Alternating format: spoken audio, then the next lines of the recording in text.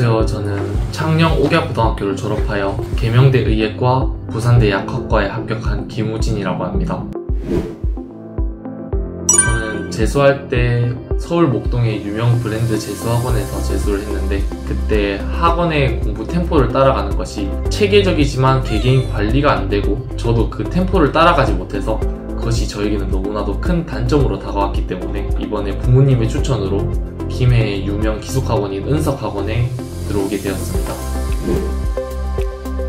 저는 공부를 할 때 자신만의 템포를 정말 중요하게 생각해서 이번에 독학반으로 은석학원에 입학하게 되었습니다. 국어를 공부할 때에는 하루에 독서와 문학을 2-3지문씩 풀면서 미흡한 부분들을 고치고 저만의 독서 방법을 확립하려고 하였고, 선택 과목은 언어와 매체를 선택하였는데, 언어와 매체는 문제풀이만큼 개념도 중요하다 생각하여 개념과 기출을 반반 정도 매일매일 공부하고 있습니다. 그리고 수학을 공부할 때에는 제가 재수 경험을 바탕으로 배웠던 개념으로 먼저 정리를 한번 한 뒤에 개념 공부를 빠르게 훑으면서 지나가면서 제가 알고 있던 개념과 몰랐던 개념을 정리하면서 풀었고, 파이널 시즌이 다가왔을 때는 고난도 문제와 실전 모의고사를 풀면서 제가 미흡한 부분이나 아니면 잘못 해석한 부분들을 오답노트에 적으면서 공부하였습니다. 영어를 공부할 때는 영단어가 가장 중요하다고 생각하여 매일매일 시간이 날 때마다 영단어를 공부하였고, 또 막바지에는 영어 실전 모의고사를 매일 한 지문씩 풀면서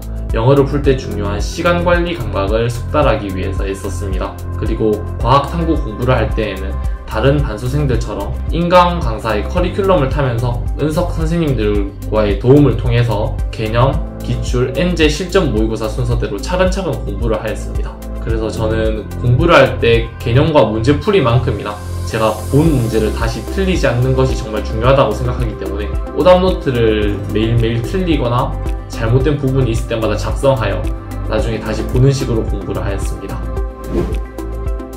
저는 먼저 학습 플래너가 정말 많이 도움이 됐습니다. 정해진 계획량에 맞추어 조금 쫓기더라도 체계적으로 공부를 하는 것이 정말 도움이 된다고 생각을 했기 때문인데요. 학습 플래너를 쓸 때 전날 저녁에 학습 플래너를 써서 다음날 공부를 하고, 그날 저녁에 공부한 것을 점검하고 새로 학습 플래너를 씁니다. 저는 매일 열심히 공부해서 80% 정도 이상의 성취도를 이루었는데요. 이때 다 하지 못한 공부는 공휴일이나 일요일에 내 계획에 맞추어 못했던 공부와 남은 공부들을 밀어넣음으로써 일주일을 제가 정한 공부량을 완벽하게 채울 수 있도록 공부하였습니다. 또 학습 플래너를 작성할 때는 유의해야 할 점이 있는데, 절대로 학습 계획을 너무 과하게 짜거나 너무 적게 짜는 일이 있어서는 안 됩니다. 그런 일이 발생한다면 오히려 학습 계획을 한 것보다 못한 결과가 나오기 때문에 적당한 계획량을 세우는 것이 학습 플래너 작성에 있어서 가장 중요하다고 생각할 수 있습니다. 두 번째로는 만점 프로젝트가 있습니다. 만점 프로젝트는 선생님들이 상위권의 학생들과 어려운 문제와 그에 대한 해석에 대해서 토론을 하고 해설을 듣는 시간인데요.